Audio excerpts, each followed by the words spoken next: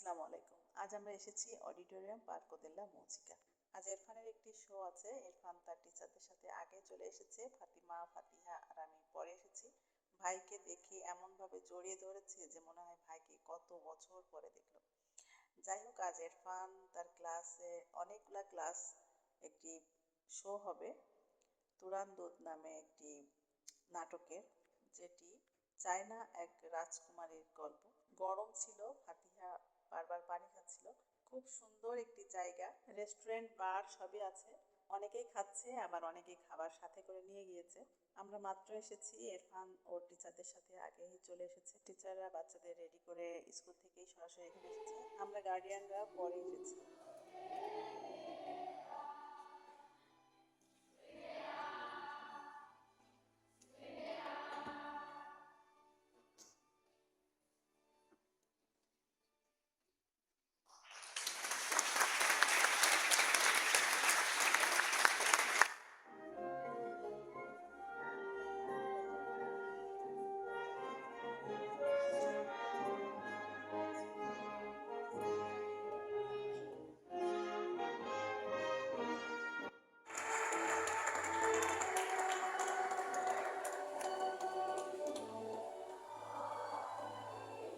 Programme শেষে অডিটোরিয়ামের ভিতরে আমরা কিছু ছবি তুলেছি, কারণ খুব সুন্দর একটি জায়গা।